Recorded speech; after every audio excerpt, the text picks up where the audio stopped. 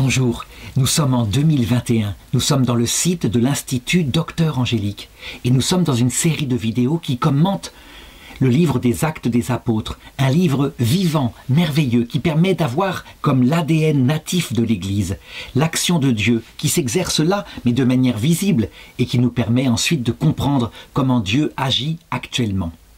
J'en suis rendu au chapitre 5, dans la deuxième partie, donc à partir du verset 16, où je vais montrer comment le peuple juif dans ses autorités, vraiment, cette fois, décide de s'éloigner de l'évangile, de le refuser, ce qui est logique puisque ce sont les mêmes grands prêtres qui ont mis Jésus à mort. Ce chapitre va montrer comment leur rage monte, une rage féroce, tempérée évidemment par quelques-uns d'entre eux qui disent « mais non, laissons faire les choses, si ça vient de Dieu, on le verra bien ». Donc il y a débat chez eux, mais je voudrais aussi montrer comment Pierre est comblé de grâces charismatiques extraordinaires et comparé avec la fin de sa vie qui ne se passera pas comme cela. Il y a des raisons à cela que je vais essayer d'expliquer dans cette leçon. Donc je commence à lire le texte. Actes chapitre 5 verset 16. La multitude accourait même des villes voisines de Jérusalem, apportant des malades et des gens possédés par des esprits impurs, et tous étaient guéris. C'est vraiment fantastique. Le peuple, lui, se tourne vers les apôtres, parce que les miracles se multiplient de toutes les façons. Tous sont guéris, c'est pas n'importe quoi. Ça veut dire qu'ils se le disent de l'un à l'autre. Ça se passe comme à l'époque de Jésus. Il ne faut pas se faire d'illusions, hein. Les braves gens du peuple juif viennent vers les apôtres parce qu'ils pensent en obtenir un avantage matériel, une guérison physique pour ceux qu'ils aiment. Mais du coup, en conséquence, ils écoutent son message. Ça ne peut pas venir du démon, ça ne peut venir que de Dieu. Donc, le peuple juif, par sa base, est en train de se convertir. Tandis que les autorités juives, qui elles, veulent garder leur autorité, ont un tout autre regard par rapport à cela. Pour elles, c'est véritablement une provocation. Il y a là, on peut le dire, forcément un aveuglement. Parce que, je dirais, j'aurais été une autorité juive, j'aurais dit, avec ma théologie, quand même, il y a eu cette guérison au temple par Pierre, et puis tout ce qu'avait fait cet ancien sur qui il s'appuie, Jésus, avec le tremblement de terre, le jour de sa mort, le rideau du temple déchiré, manifestement, ça vient de Dieu. Et donc j'aurais dit, j'accepte maintenant d'écouter, je retire mon orgueil, je ne vais tout de même pas me mettre en guerre contre Dieu. Eh bien, c'est pas ce qui se passe. Et il y a deux choses qui expliquent que ça ne se passe pas comme ça. C'est le verset suivant qui l'explique. Alors intervint le grand prêtre, donc on sait qu'à cette période-là, c'est Anne, avec Caïphe, qui est son beau-fils, je crois, qui a été le précédent grand prêtre, avec tout son encourage, et le parti des Sadducéens, plein d'animosité. Donc, il y a les autorités, parce qu'elles veulent garder leur autorité, là on peut dire, leur convoitise porte sur le pouvoir qu'ils ont. Ils vont se cacher, évidemment, comme toute autorité en place, derrière la défense de la foi d'Israël, en disant « vous avez là affaire à des hérétiques, ça ne peut pas venir de Dieu ». Ils prétendent même que ce Jésus, est le Fils de Dieu. Et puis, il y a les Sadducéens, et eux, c'est pour des raisons idéologiques. Ça veut dire que les Sadducéens sont convaincus qu'il n'y a pas de vie après la mort, pas de résurrection. Ils sont fidèles à la loi de Moïse, qui ne parle pas de la vie après la mort, jamais, dans les 5 livres de Moïse. Et donc, pour eux, ces gens-là qui prêchent la résurrection, donc qui sont du côté des pharisiens, qui eux enseignent la résurrection, ces gens-là sont des hérétiques, et donc ils vont les combattre par toutes les façons possibles. Dans ces cas-là, évidemment, il se mêle le démon. Ça veut dire qu'il vient se greffer sur l'animosité naturelle de ces hommes pour leur faire des actions mauvaises. C'est ainsi que se passent la plupart du temps les complots. Ce qu'on appelle les complots, c'est souvent des alliances entre plusieurs finalités qui se rejoignent contre un ennemi commun. Alors, est-ce que tout de même, parmi eux, il y a quelqu'un qui sait ce qu'il fait, donc qui est en état de blasphème contre l'Esprit Saint, qu'il sait qu'il lutte contre Dieu? J'en suis convaincu, il y en a forcément quelques-uns qui sont très intelligents. Et Jésus d'ailleurs n'a jamais caché ça. Parmi les chefs des Juifs, certains savaient ce qu'ils faisaient, puisqu'ils décidèrent de le mettre à mort après la résurrection de Lazare. Alors ensuite, on voit l'application de ce complot. En réalité, ils n'ont pas tous les pouvoirs. S'ils avaient tous les pouvoirs, s'ils étaient, par exemple, indépendants des Romains et surtout de la populace, c'est comme ça qu'ils l'appellent avec mépris, cette populace naïve qui se fait embrigader par ces gens-là. Aussitôt, ils auraient fait mis à mort sans aucune forme de procès différente. C'est ce qu'ils ont fait pour Jésus, en bafouant la loi, en faisant un procès de nuit, puis en faisant crier pour faire pression sur le procurateur romain. Là, en réalité, ils ne peuvent plus. Ce n'est pas possible, ils ont peur du peuple. Et donc, voilà ce qu'ils font. Ils mirent la main sur les apôtres et les jetèrent dans la prison publique. Ils s'arrêtent là. Ils pensent peut-être le lendemain de nouveau les engueuler, parce que déjà ils leur ont interdit, au nom de leur autorité, de prêcher ce nom de Jésus. Ils pensent cette fois passer à un degré suivant, mais ils ne peuvent pas tout, comme je l'ai indiqué. Et c'est là, et c'est à cette occasion-là que va se produire, pour la première fois, un de ces miracles, un signe qu'on voit au début de la vie des apôtres, au début des actes des apôtres. Voilà ce qui se passe au verset 19. Mais pendant la nuit, l'ange du Seigneur ouvrit les portes de la prison, et après les avoir conduits dehors, leur dit « Allez annoncer hardiment au peuple, dans le temple, tout ce qui concerne cette vie-là. » Dociles à ces paroles, ils entrèrent au temple dès le lendemain au point du jour et se mirent à enseigner. Ce qu'il s'est passé ici est stupéfiant. Alors, on le voit après dans la suite du récit. Les gardes ne se sont même pas réveillés. Ils ne se sont rendus compte de rien. Les portes de la prison sont fermées et ils gardent toujours la prison en pensant qu'ils sont à l'intérieur. D'ailleurs, voilà ce qui se passe. Cependant, le grand prêtre arriva avec ceux de son entourage au matin. On convoqua le Sanhédrin et tout le sénat des Israélites et on fit chercher les apôtres à la prison. Mais les satellites, donc les envoyés, rendus sur place, ne les trouvèrent pas dans la prison. Ils revinrent pour annoncer « Nous avons trouvé la prison soigneusement fermée et les gardes en faction aux portes, mais quand nous avons ouvert, nous n'avons trouvé personne à l'intérieur. » Alors que s'est-il passé? Ici, c'est un miracle, un signe qu'on voit très peu dans l'histoire. On le reverra une autre fois, sauf que les portes s'ouvriront. Le texte dit que les portes se sont ouvertes. Alors soit ils ont été mis dans le sommeil par les anges qui leur ont ouvert les portes, soit les anges, avec la puissance de Dieu, les ont fait passer à travers les murs. D'une façon ou d'une autre, quelle que soit la façon de faire, évidemment, ce qu'on constate, c'est que Dieu est capable de mettre sa puissance tout entière au service des apôtres. Puissance miraculeuse s'ils sont passés à travers les murs, et puissance par le prodige si les anges ont ouvert la porte en faisant dormir les gardiens. C'est quelque chose que nous devons avoir en tête parce que cela démontre une fois de plus que Dieu, s'il le veut, il fait d'Israël tout entier son apôtre, qui part dans le monde entier prêcher le Christ. Il en a la puissance. Il peut faire de ces pierres que voici, dit Jésus, des enfants à Abraham, donc des gens renés de la vie nouvelle. Il ne le fait pas. Il se sert de gens très faibles, des apôtres qui font ce qu'ils peuvent, dont le discours est approximatif au début. Et il fait grandir son Église comme cela. Pourquoi fait-il cela?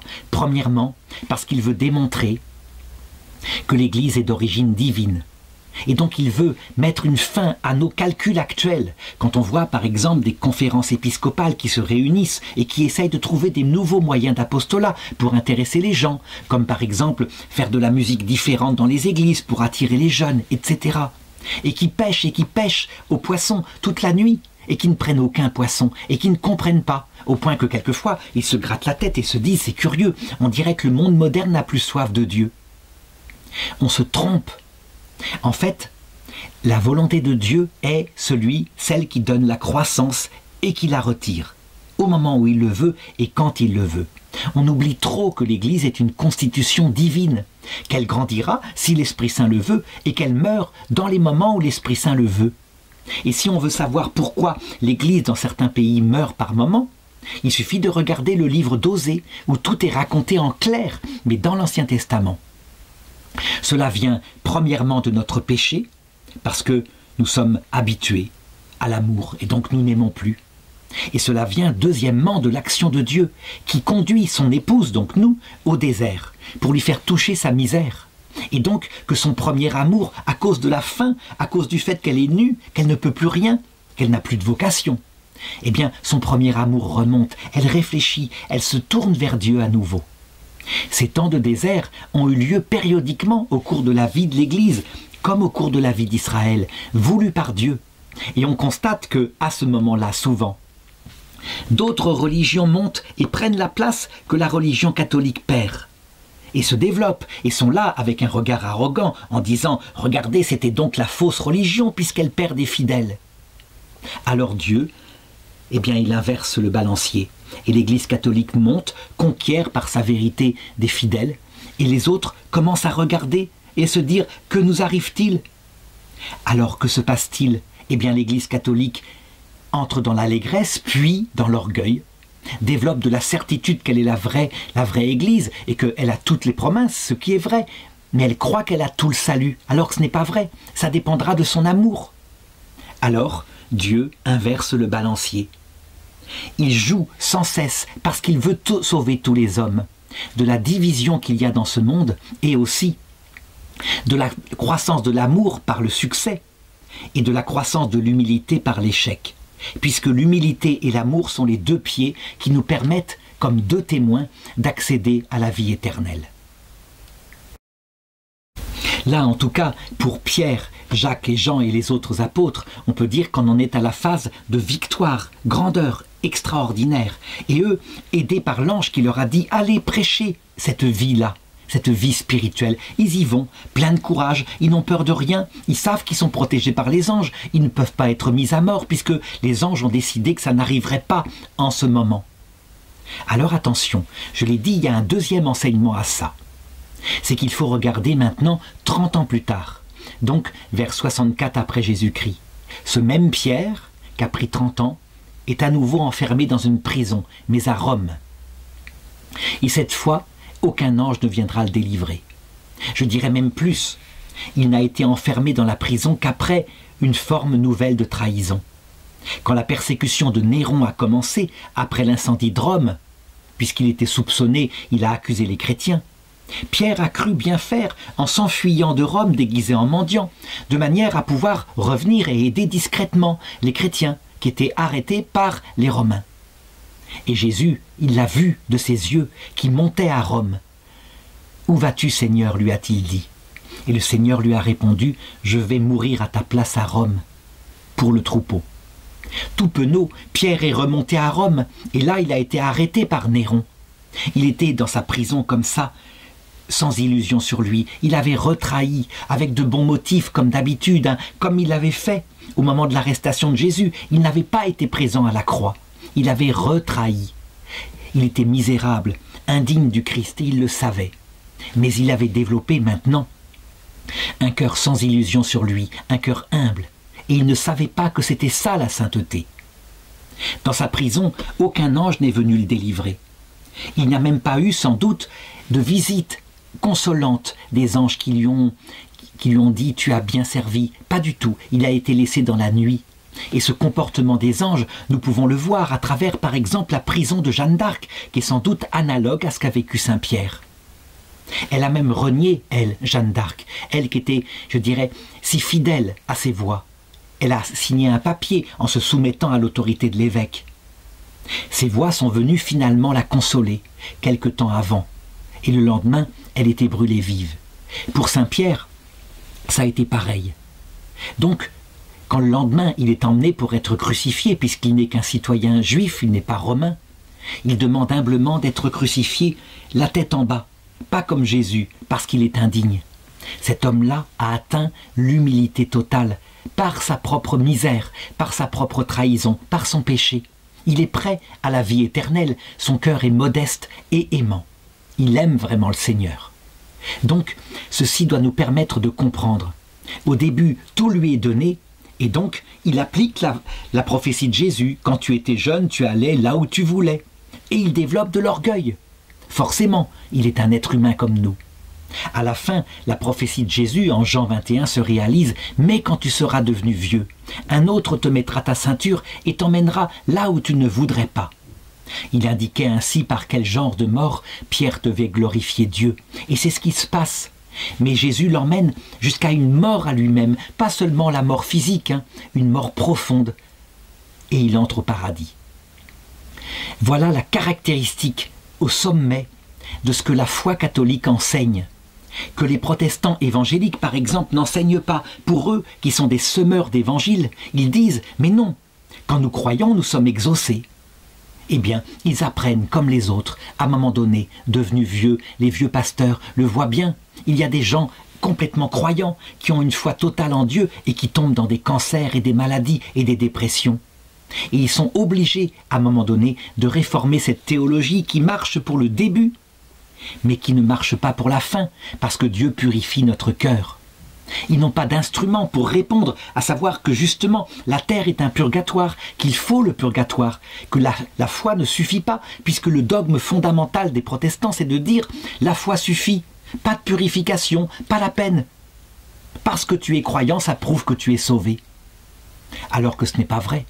La foi ne suffit pas, la foi fonde la charité, et la charité au départ, qui est un amour, elle aime Dieu parce qu'il est utile, parce qu'il est rassurant. Et donc cette charité doit être elle-même purifiée pour devenir un amour gratuit.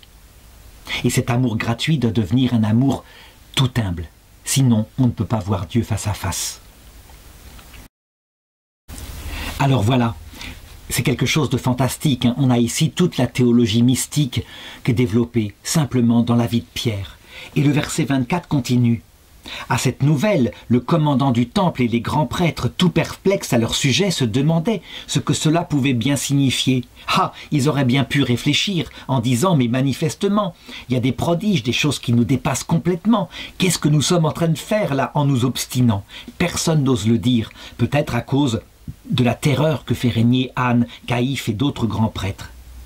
Survint alors quelqu'un qui leur annonça « Les hommes que vous avez mis en prison, les voilà qui se tiennent dans le temple et qui enseignent le peuple. » C'est encore une provocation, c'est comme ça qu'ils le prennent.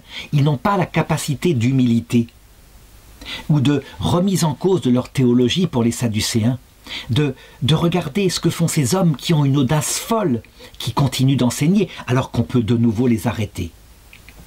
Alors le commandant du temple partit avec ses hommes et ramena les apôtres, mais sans violence, car il craignait le peuple qui aurait pu les lapider. Là on le voit, ils ne font plus ce qu'ils veulent. Maintenant, leur autorité a été cassée par le fait qu'ils ont fait exécuter Jésus. Et vraiment, on doit le dire, le peuple juif, en grande partie, peut-être un tiers du peuple juif, est devenu chrétien à cette période-là. Les ayant donc amenés, ils les firent comparaître devant le Sanhédrin, et le grand prêtre les interrogea. « Nous vous avions formellement interdit d'enseigner en ce nom-là, or voici que vous avez rempli Jérusalem de votre doctrine. Vous voulez ainsi faire retomber sur nous le sang de cet homme-là. » C'est une phrase très profonde. Ça veut dire qu'on voit ici quelque chose comme une peur. La peur du peuple, peut-être. Vous voulez faire retomber sur nous le sang de cet homme-là. Ça veut dire que vous voulez vous venger. La réalité, c'est que Pierre, Jacques, Jean et les autres ne veulent pas se venger. Ils veulent annoncer l'évangile. Donc les grands prêtres n'ont même pas le logiciel pour comprendre l'attitude des chrétiens qui sont là. C'est l'amour qui les fait agir et non pas la vengeance. Ça, c'est quelque chose aussi qui est très important. Quand ce grand prêtre est mort, et les autres avec lui, ils sont passés dans l'autre monde. Et évidemment, il y a deux solutions. Certains d'entre eux ont dit « mais on savait que tu étais le Messie. On n'en veut pas de ton message. Et donc on choisit de rester maître de notre vie. » Ils se mettent en enfer. C'est un choix, c'est une possibilité. D'autres, la plupart, qui sont pleins de lâcheté, qui ont suivi le mouvement, se sont repentis en demandant pardon. Eh bien, ceux-là, ils ont été plongés volontairement aussi, et par regret par rapport à leur péché, dans le purgatoire. La vengeance des apôtres et de Jésus lui-même, qu'ils avaient fait mettre à mort, ça n'a pas été de leur dire alors, mes lapins, maintenant, à chacun de son tour de souffrir, c'est votre tour, vous faisiez moins le fier quand vous étiez maître du temple de Jérusalem. Non, la vengeance suprême de Jésus, ça a été de les aider, de les indulgencier, que dès que leur cœur était prêt, profondément repentant, transformé, devenu tout humble, de les introduire rapidement dans la vie éternelle, pour qu'ils ne souffrent pas trop au purgatoire. C'est une vengeance d'amour qui fait que parce qu'ils ont été beaucoup pardonnés, ces gens-là maintenant passent leur temps à venir sur terre pour nous aider et pour aider principalement les grands pécheurs, les grands orgueilleux, comme ils l'étaient aussi avant de se convertir. Et voilà comment répond Pierre. Pierre répondit alors avec les apôtres, il faut obéir à Dieu plutôt qu'aux hommes. Le Dieu de nos pères a ressuscité ce Jésus que vous aviez fait mourir en le suspendant au gibet. C'est lui que Dieu a exalté par sa droite, le faisant chef et sauveur, afin d'accorder par lui à Israël la repentance et la rémission des péchés. Nous en sommes témoins de ces choses-là, nous et l'Esprit Saint que Dieu a donné à ceux qui lui obéissent. Donc on le voit, Pierre, obstinément, sans se décourager, parle aux grands prêtres et les invite à rentrer dans le mystère. Et ils deviendront chefs de cette évangélisation. Il se réalisera alors la prophétie, à savoir que sortira d'Israël un roi qui fera la conquête du monde entier. Il ne dépend que d'eux, là, par un acte de sainteté, d'adhérer au message du Messie. Et il ne va pas se passer cela. On pourrait presque dire, en regardant la deuxième épître aux Thessaloniciens chapitre 2, ces hommes-là sont orgueilleux, voilà pourquoi Dieu leur envoie une influence qui les égare, qui les pousse à croire au mensonge, afin que soit manifesté le mensonge de ceux qui mentent. Et vraiment, le texte le dit, en entendant cela, ils frémissaient de rage et projetaient de les faire mourir. Il n'y a rien à faire. Alors, là, on doit se demander, une influence qui égare les Juifs, j'en ai déjà parlé au chapitre précédent, une influence qui viendrait de Jésus-Christ lui-même, oui, ça peut, tout à fait. Et ça peut expliquer la chose suivante, que Jésus a un projet pour eux. Ce n'est pas pour les perdre, parce que le texte de Thessaloniciens semble indiquer que Dieu a prévu leur perte éternelle. Pas du tout. C'est pour un projet plus grand. Et ils pourront de toute façon un jour se repentir. Tous les efforts seront faits pour sauver ces grands pécheurs, même s'ils doivent passer à travers un long et profond purgatoire. En enfer, il n'y a que le blasphème contre l'Esprit Saint. Ça veut dire la volonté consciente et parfaitement maîtrisée de refuser le message de Jésus-Christ. Et là, manifestement, ils sont pris par de la colère passionnelle. C'est une provocation. Donc, rien que cela, c'est une forme de faiblesse qui fait que peut-être ils ne sont pas vraiment en état de blasphème contre l'Esprit Saint pour le moment. Donc, Dieu a voulu manifestement garder une part du peuple hébreu, à travers les autorités, et puis ceux qui vont les suivre, bêtement et aveuglément, parce que c'est toujours comme ça l'être humain, nous sommes comme un troupeau, donc la masse du peuple, elle suit parfois le chef berger officiel, et d'autres sont capables de résister et de suivre le vrai berger, Jésus-Christ. Mais cette volonté de Dieu, c'est que le peuple hébreu a une mission, qui restera fidèlement à faire jusqu'à la fin du monde, mais j'en parlerai d'autres fois. Ce sur quoi je veux insister maintenant, c'est plutôt l'action de Gamaliel. Gamaliel, c'est pas n'importe qui, mais il faut le remarquer, c'est un pharisien. Ça veut dire un successeur de ceux qui ont fait la guerre aux Grecs. Une guerre intelligente, une guerre révolutionnaire, on peut dire, par petites attaques, et qu'on réussit comme ça à sauver la foi juive que les Grecs voulaient supprimer, en imposant leur façon de vivre à eux.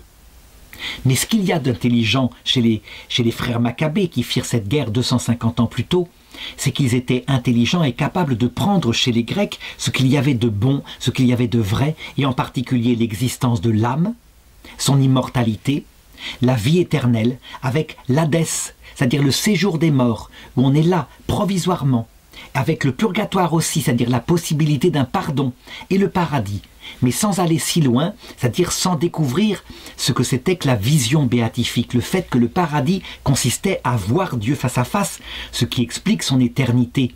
On peut être vraiment heureux éternellement puisqu'on voit le Dieu infini dont on n'a jamais épuisé le mystère.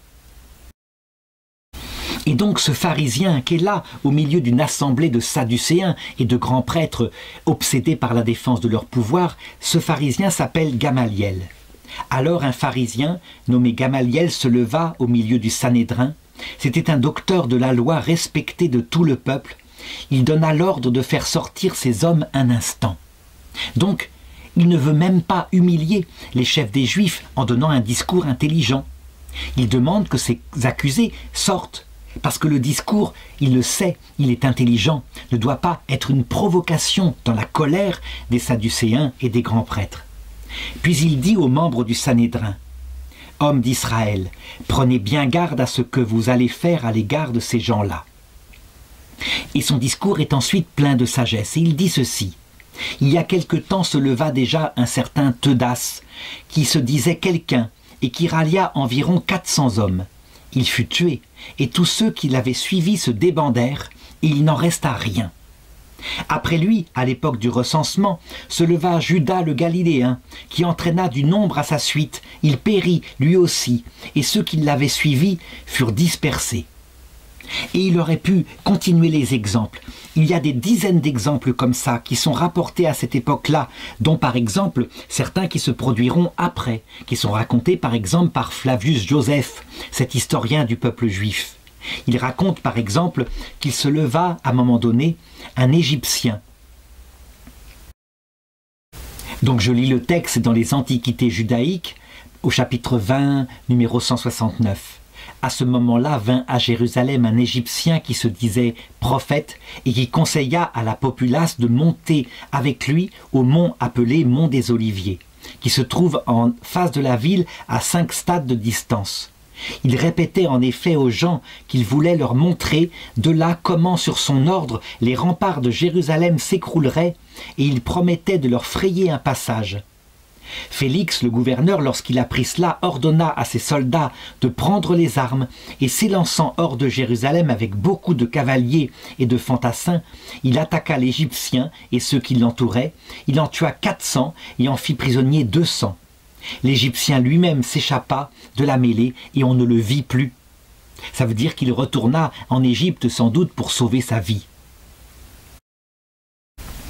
Et donc, qu'est-ce qu'en tire comme leçon Gamaliel? Il dit « À présent donc, je vous le dis, ne vous occupez pas de ces gens-là, laissez-les, car si leur propos est l'œuvre de Dieu, si c'est l'œuvre des hommes, elle se détruira d'elle-même. Mais si vraiment elle vient de Dieu, vous n'arriverez pas à les détruire, et vous risquez de vous trouver en guerre contre Dieu. » Et on adopta son avis. Alors je voudrais m'arrêter sur cette sagesse de Gamaliel tout de même et regarder un petit peu ce qu'il en est. Au cours de notre histoire, il s'est levé de nombreuses idéologies, mais aussi des religions. Est-ce à dire que toutes celles qui ont réussi, qui ont duré pendant des siècles, venaient de Dieu? Et que quand on se battait contre elles, par exemple par la parole de Dieu, on se battait contre une œuvre de Dieu? Eh bien je dirais que parfois les choses ont un temps. Ça veut dire par exemple certains paganismes vinrent peut-être de l'homme mais aussi de Dieu en partie parce que à cette époque-là il n'avait pas été donné à l'homme de connaître la vérité. Et donc comme le dit Vatican II, il y avait dans ces paganismes anciens des préparations, des semences de la vérité tout de même, qui préparaient à la venue du Messie. Mais c'était une volonté provisoire. La seule religion qui est voulue par Dieu éternellement, pour toujours, la seule, c'est évidemment celle de la vision béatifique.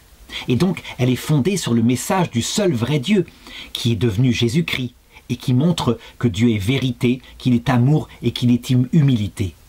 Il n'y aura donc dans l'autre monde qu'un seul troupeau, un seul pasteur au paradis, et ce pasteur sera Jésus-Christ. Cependant, sur la terre, ce n'est pas vrai comme cela. Comme dit le pape François, et c'est quelque chose qui a beaucoup scandalisé les thomistes purs, c'est-à-dire ceux qui croient qu'il n'y a pas de pastoral de Dieu, que simplement c'est l'idéal qui compte. Le pape François émit un document en disant « C'est une sage volonté de Dieu qu'il y ait plusieurs religions ».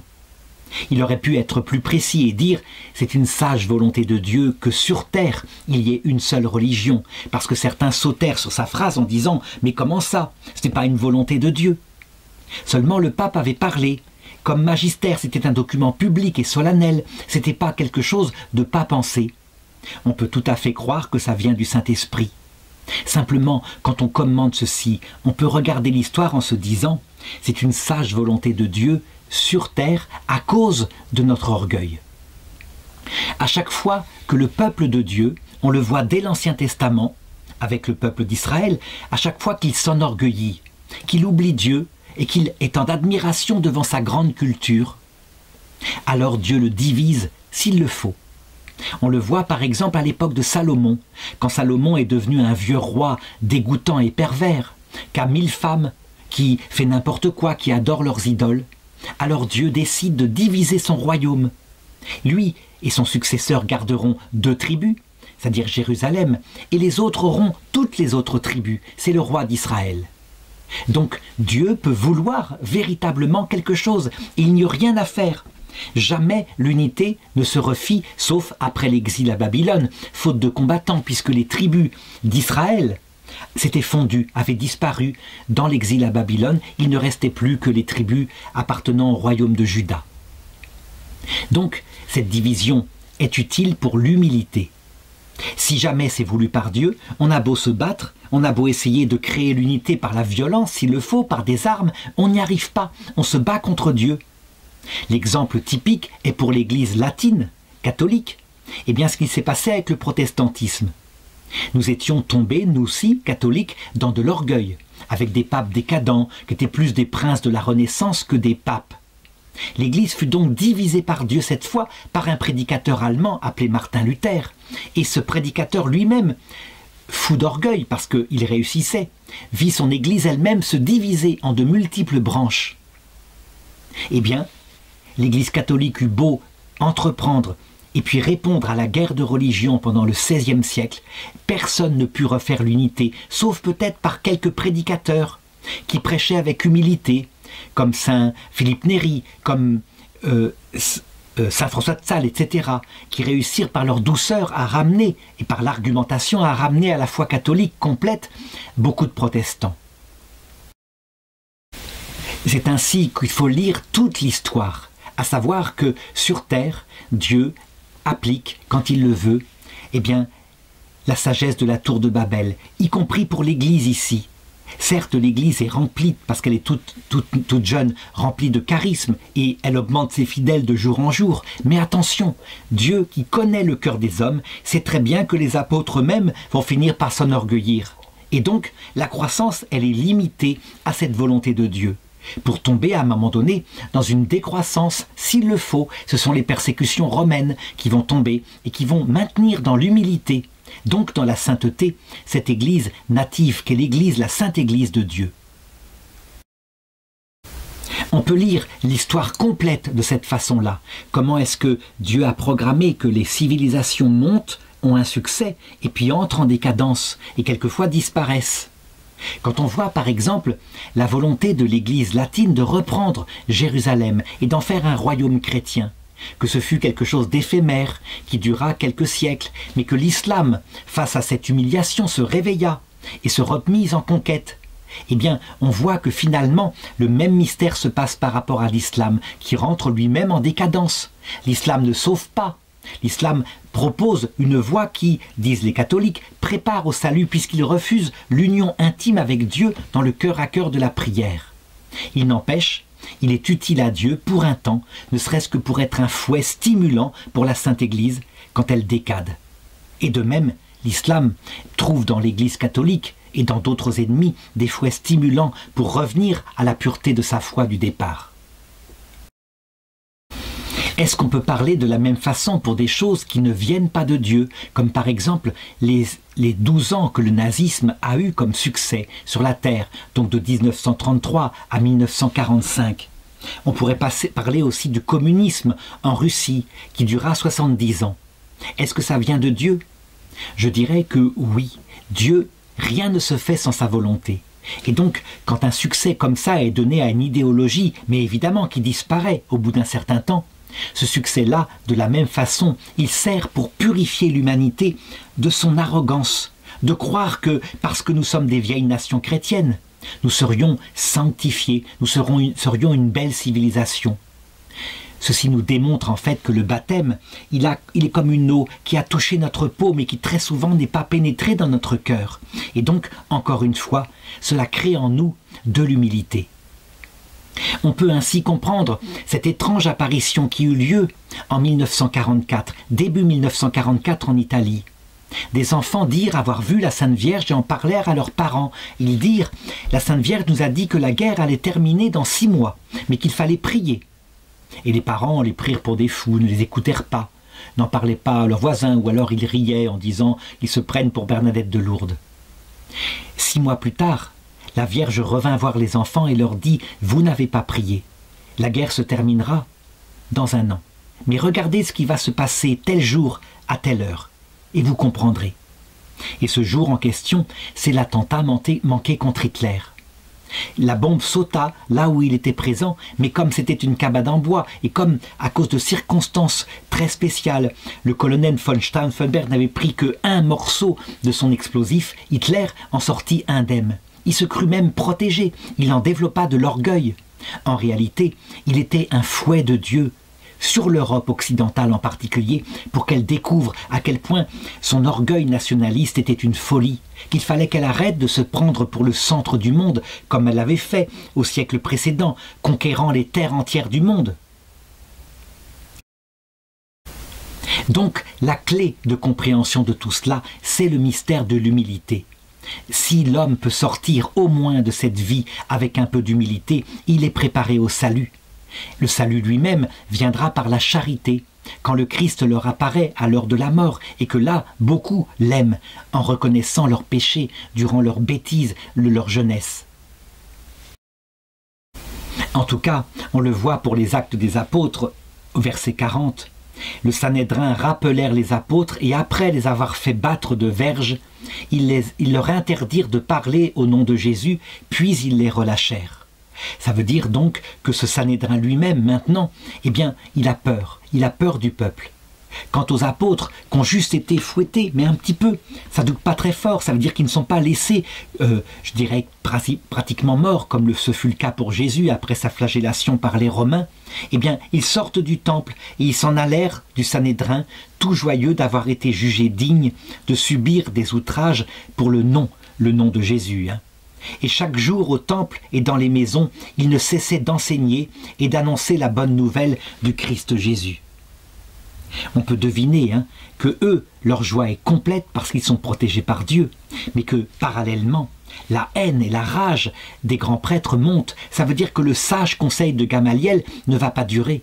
Et que les jeunes en particulier disent, les jeunes juifs qui refusent le message de Jésus disent « il faut agir efficacement, il faut arrêter d'être passif comme ça ». Les vieux diront peut-être « mais non, vous verrez, c'est une secte comme une autre, elle disparaîtra ». Il y a donc forcément un dilemme en nous, dans ces cas-là, entre colère et sagesse, entre Gamaliel et puis Saul de Tarse, dont je verrai plus tard le rôle, lui qui ne pensait qu'une chose, exterminer les chrétiens partout.